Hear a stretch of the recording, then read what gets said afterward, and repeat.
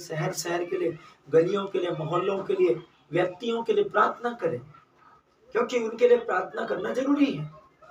नहीं तो शैतानों की एक्टिविटी, दुष्ट आत्माओं की एक्टिविटी, अंधकार के कामों की एक्टिविटी, शैतान के अतिक्रमण की एक्टिविटी उनके जीवन पर शासन करेगी और उनके जीवन को नाश कर देगी।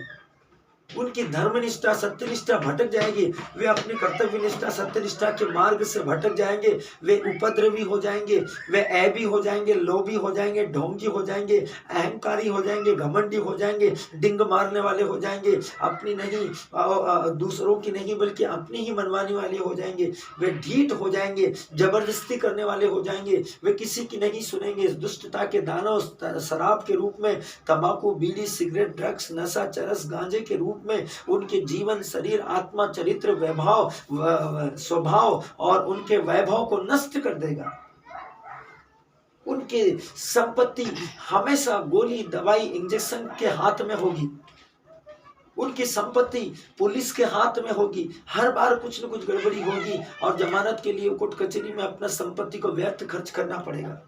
उनकी संपत्ति व्यर्थ की चीजों के, फिजूल के खर्च में, वो सोचेंगे ये लेकर आ जाओ और वो पता चला वो चीज लेकर आए वो चीज खराब निकल गई। उस चीज में किसी न किसी प्रकार की गड़बड़ी निकल गई, पैसा फिजूल खर्च हो गया।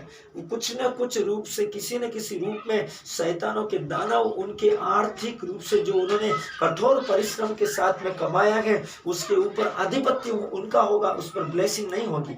इसलिए परमेश्वर चाहता है कि सभी मनुष्य एक दूसरे के लिए, विशेष करके राजाओं और अधिकारियों के लिए प्रार्थना करें। यह हमारा कर्तव्य है कि हम प्रार्थना करें। शहरों के लिए, समुदायों के लिए प्रार्थना करें कि वे परमेश्वर की सत्यनिष्ठा और अधिकार में रहें। शहरों में, समुदायों में स्थापित हो परमेश्वर की उपस्थिति, लोगों में स्थापित हो परमेश्वर की उपस्थिति, परमेश्वर की आत्मा, परमेश्वर की सत्यनिष्ठा की उपस्थिति उनके बीच में, उनके मध्य में हो और सभी प्रकार की बुराई और गड़बड़ी और दुष्टता के आतंक उनके जीवन में निष्फल हो जाए। कोई सब्जी बेचने वाला भी आपको तराजू में तोलने में आपको ठग नहीं सके। आप किसी भी बीमारी के लिए फिजूल खर्च कर न सके। बीमारी, शराब, अंधकार, दुष्टता और मौसम, उसका आपके ऊपर आधिपत्य और शासन नहीं हो। वो आपके जीवन के लिए, जीवन के आनंद के, प्रतिदिन का आनंद लेने के लिए बनाए गए हैं, न कि आपको परेशान करने के लिए, न कि आपके जीवन के वातावरण को बदल देने के लिए, न कि आपकी सेहत को बदल देने के लिए। वे आपको प्रभावित नहीं कर सकते यदि आप लगातार उनके लिए प्रार्थना करेंगे। यही कारण है कि हमारा प्रारंभिक वचन, आज की प्रार्थना की वास्तविक संग्रहता का आज का विशेष जो विषय है वो था, सभी मनुष्यों के लिए प्रार्थना करना पवित्र कार्य है, अति पवित्र कार्य है। और हमारा आज का प्रारंभिक विषय है 1 तीमुथियुस अध्याय 2 वचन 1। अब मैं सबसे पहले यह अनुरोध करता हूँ, हर एक व्यक्ति से, संत पौलुस कहता है कि हर एक व्यक्ति से यह अनुरोध करता हूं कि विनती और प्रार्थना और मध्यस्थता और धन्यवादिता सब मनुष्यों के लिए, चाहे वो कैथलिक हो या गैर कैथलिक हो, इससे अंतर नहीं पड़ता कि वो कैथलिक है, रोमन कैथलिक है, मेथोडिस्ट है, प्रोटेस्टेंट है, सीएनआई है, वो किस डिनोमिनेशन का है, वो विश्वासी है या अविश्वासी है, इससे अंतर नहीं पड़ता।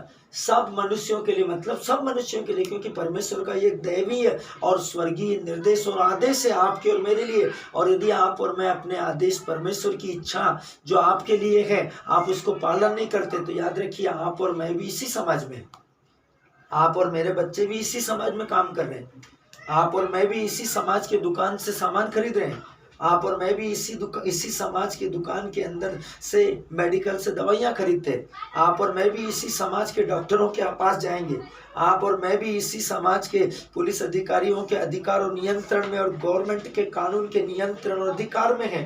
परमेश्वर ने गलत नहीं कहा है। परमेश्वर ने कहा है कि सबसे पहले सभी मनुष्यों के लिए प्रार्थना करो।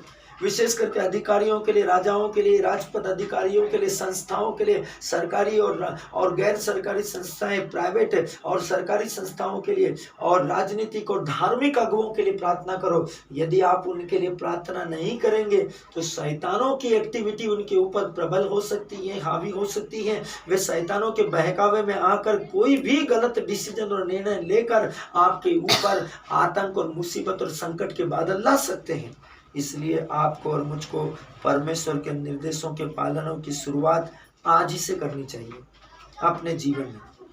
परमेश्वर का वचन कहता है, शायद आप एक परिवार में सामूहिक प्रार्थना का संचालन करते हो, एक रीच आउट सहभागिता चलाते हो, या कलीसिया के पासबान हो, या एक परिवार के मुखिया हो, या एक अच्छे परिवार की माता हो, अच्छे परिवार के पिता हो, आप एक अच्छे बच्चे हो, अपने माँ बाप की आज्ञा का पालन करने वाले। ये भी हो सकता है कि आप एक अच्छे स्कूल के स्टूडेंट हो, आप एक अच्छी पत्नी हो या एक अच्छे पति हो, आप एक अच्छे समाज सेवक हो, आप एक अच्छे समाज के प्रतिनिधि भी हो सकते हैं।